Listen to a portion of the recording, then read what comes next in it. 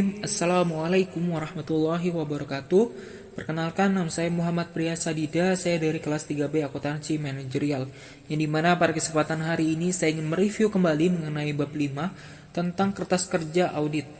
Yang dimana pada bab ini akan membahas kertas kerja yang merupakan bagian dari hasil pemeriksaan terhadap laporan keuangan dan sekaligus berfungsi sebagai bagian dari proses pemeriksaan.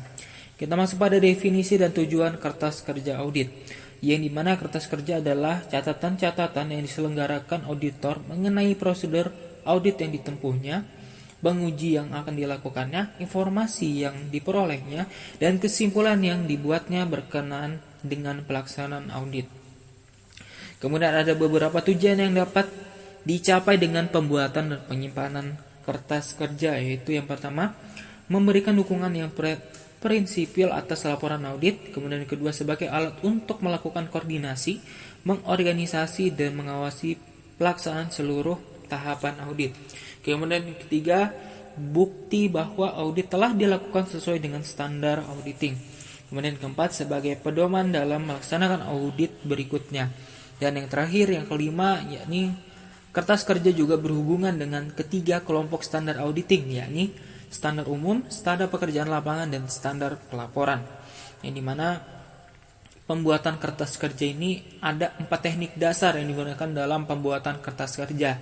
Yang pertama adalah pembuatan heading yang berisi nama klien dan judul untuk mengidentifikasikan isi kertas kerja serta tanggal neraca periode audit. Kemudian yang kedua, yakni nomor indeks yang dimaksud untuk memudahkan identifikasi dan referensi silang antar kertas kerja. Yang ketiga adalah trick marks yang berupa simbol-simbol yang digunakan auditor untuk membuat referensi penjelasan naratif dimanapun kertas kerja. Dan yang terakhir, yang keempat, pencantuman tanda tangan pembuat maupun penelaah dan tanggal pembuatan serta penelaah. Kemudian kita masuk pada isi kertas kerja, yang dimana kertas kerja merupakan bukti dilaksananya standar auditing dan program audit yang telah ditetapkan. Kuantitas, tipe, dan isi kertas kerja dapat saja bervariasi tergantung pada keadaan yang dihadapi oleh auditor.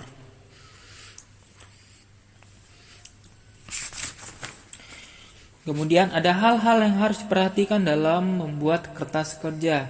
Yang pertama, yaitu pembuatan kertas kerja harus mempunyai maksud dan tujuan yang jelas.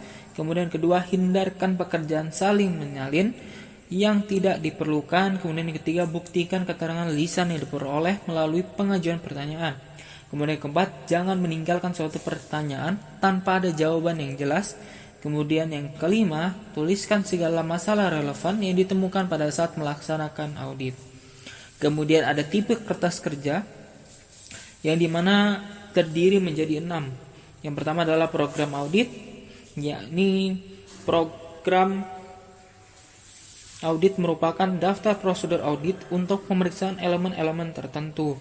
Kemudian ada working trial balance atau suatu daftar yang berisi saldo berbagai akun buku besar pada akhir tahun yang diaudit pada akhir tahun sebelumnya.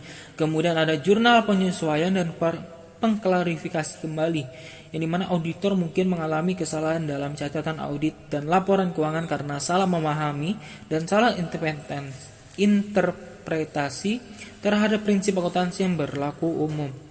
Kemudian ada daftar pendukung, yang dimana dalam melaksanakan audit, auditor melakukan verifikasi elemen-elemen yang terdapat dalam laporan keuangan.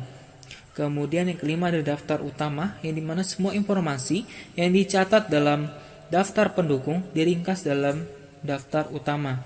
Kemudian yang terakhir, yang keenam, yakni memorandum audit dan dokumentasi informasi penguat, yang dimana memorandum audit merupakan data tertulis yang disiapkan auditor dalam bentuk naratif.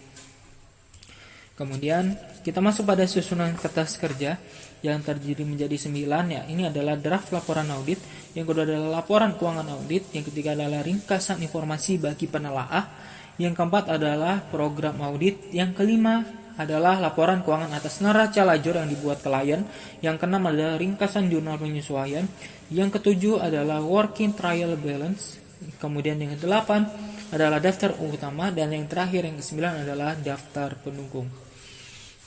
Kemudian pemilik dan penyimpanan kertas kerja, di mana kertas kerja adalah milik kantor akuntan publik, bukan milik pribadi auditor maupun klien. Yang dimana auditor biasanya menyelenggarakan dua jenis pengarsipan, yaitu yang pertama ada arsip permanen, yang dimana untuk kertas kerja yang berisi informasi yang relatif tidak pernah mengalami perubahan. Kemudian yang kedua adalah arsip kini, yang dimana untuk kertas kerja yang hanya dipakai untuk suatu audit yang telah diselesaikan.